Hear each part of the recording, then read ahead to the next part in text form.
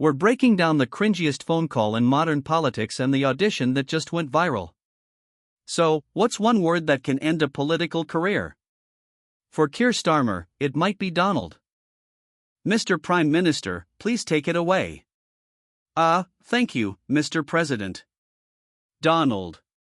In that single, agonizing moment, the man who had meticulously crafted a public image of a tough, pragmatic leader for Britain was revealed for who he really was. This wasn't a meeting of equals, it was a public audience.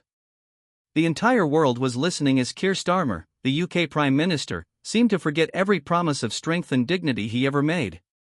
On a live speakerphone, he was caught, not standing tall, but practically bowing to Donald Trump, fawning, flattering, and awkwardly fumbling for a desperate familiarity. The internet had found its new prime example of peak cringe. But this wasn't just an awkward moment. It was a national humiliation playing out in real time, and it showed the true face of Britain's new leadership. That stutter, the clumsy shift from Mr. President to the overly familiar Donald, wasn't just a simple slip of the tongue. It was a full-blown identity crisis. You could hear the panic in his voice. Am I too formal? Too distant? Too much of a statesman? Too desperate for approval? He landed on Donald, and with that, the tone was set for a performance of total deference.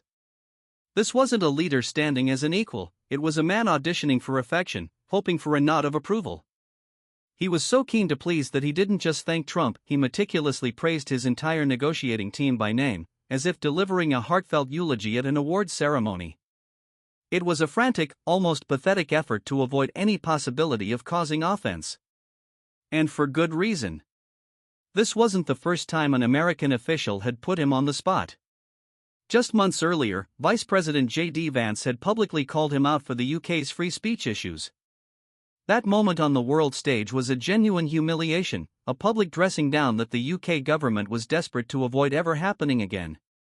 The extravagant praise Starmer was now laying on thick wasn't a courtesy, it was a plea for mercy, a frantic attempt to prove his worth and prevent another political shaming.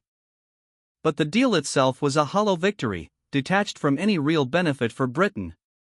The Prime Minister's praise was just a generic script, rattled off with all the passion of a government chatbot. He spoke of fantastic and professional work, while ignoring the cold, hard facts. This wasn't a fair or balanced deal, it was a concession. As a number of economic experts have pointed out, a deal with Trump isn't worth the paper it's written on. His strategy is clear, he uses America's leverage to get a one-sided agreement, then walks away if he feels like it. While Starmer was putting on this show, the realities were bleak. UK steel and aluminum exporters remain trapped under crippling US tariffs. On the specific trade deal they announced, a brand new set of US tariffs would be imposed.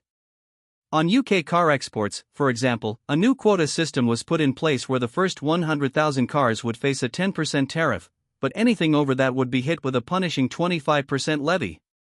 And on agriculture, Starmer's government committed to a duty-free quota for American beef, but in a final act of betrayal, the US has yet to reciprocate on its end of the deal. This wasn't a negotiation, it was a surrender. And then, just when you thought it couldn't get more humiliating, he tried to borrow from history. Starmer, the leader of a modern party, launched into a strangely rehearsed, almost theatrical speech about VE Day and Winston Churchill. He meticulously referenced the exact hour of victory, as if this trade deal was somehow comparable to winning the Second World War. It was an act of political theater so transparent, it was staggering. A confident leader doesn't need to reach back 8 decades to make the present moment feel important. This move reeked of profound insecurity, a pathetic attempt to add gravitas to an otherwise hollow victory.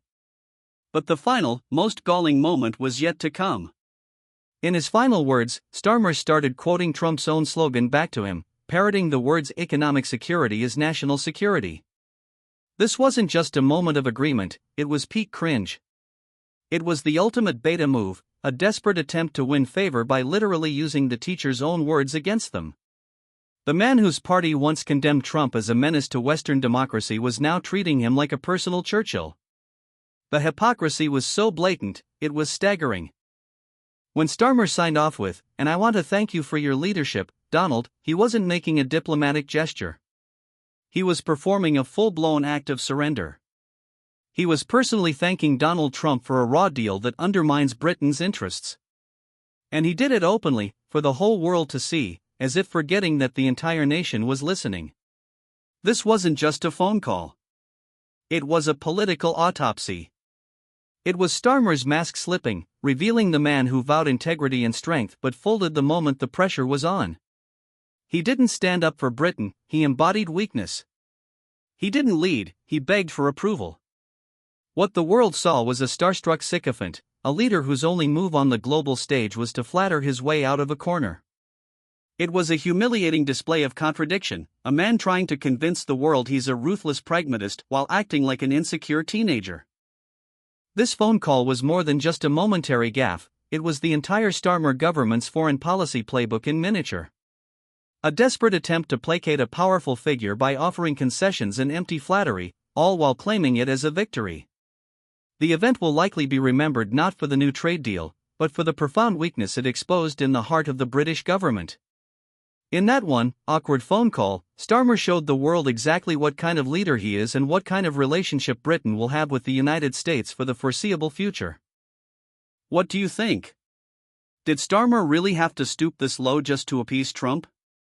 Does a figure like Trump respect this kind of submissive flattery, or does he only respect strength? Let us know your thoughts in the comments below.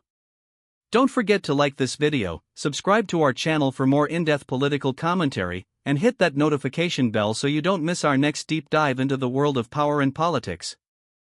Thanks for watching.